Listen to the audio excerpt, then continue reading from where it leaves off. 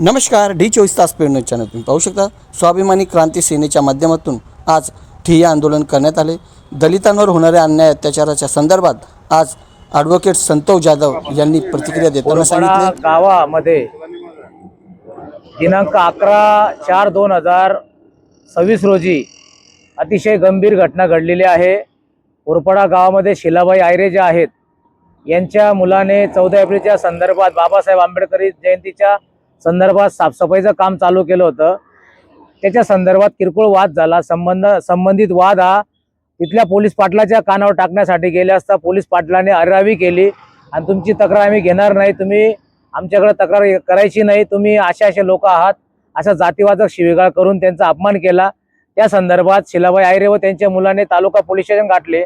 त्यांना मारहाण केल्यामुळे पोलिसांनी मेमो दिला। ते सिव्हिल हॉस्पिटलला 2 दिवस ॲडमिट झाले। पोलीस जबाब होऊन देखील आजपर्यंत 1 महिन्याच्या आसपास झालेला आहे। आम्ही माजी पोलीस अधीक्षक श्रीकांत ढिवरे साहेबांना पण भेटलो। त्यांनी सांगितलं की आम्ही तात्काळ कारवाई करतो।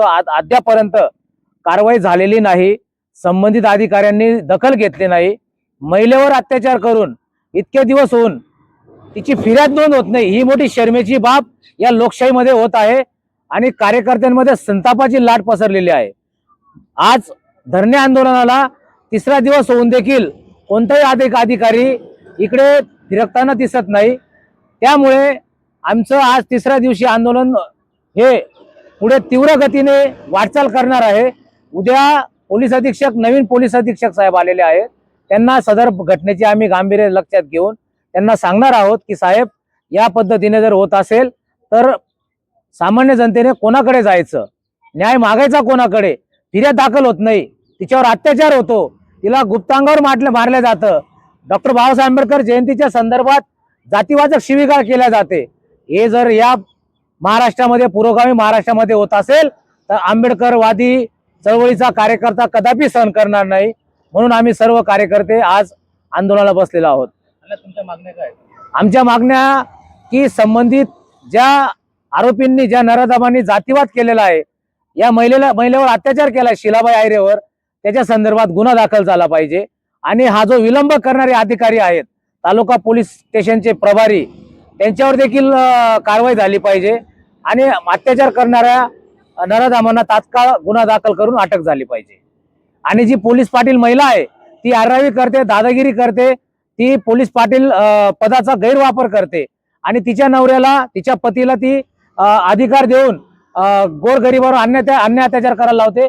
म्हणून तिला तात्काळ निलंबित करण्यात यावं, ही आमची प्रमुख मागणी आहे। मागण्या मान्य झाल्या नाही तर पुढचा तुमचा पाऊल काय असेल? मागण्या मान्य झाल्या नाही तर आम्ही कायदेशीर आणि सनदशीर मार्गाने आम्ही उपोषण करणार आहोत आणि त्यानंतर आम्ही स्वतः अंगावर रॉकेल टाकून, अंगावर पेट्रोल टाकून स्वतःला संपवून टाकू जर आम्हाला न्याय भेटत नसेल तर।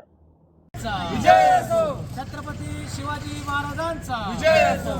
उरपडा गावातील पोलीस पाटलावर गुन्हा दाखल झालाच पाहिजे, उरपडा गावातील पोलीस पाटलावर गुन्हा दाखल झालाच पाहिजे, झालाच पाहिजे, जातीवाद्यांना अटक झालीच पाहिजे, जातीवाद्यांना गुन्हा दाखल झालाच पाहिजे, झालाच पाहिजे, संबंधित अधिकाऱ्यांवर कारवाई झालीच पाहिजे, झालीच पाहिजे, संबंधित तालुका पोलिसांच्या अधिकाऱ्यांवर कारवाई झालीच पाहिजे, झालीच पाहिजे। आरोपींना पाठीशी घालणाऱ्या आरोपी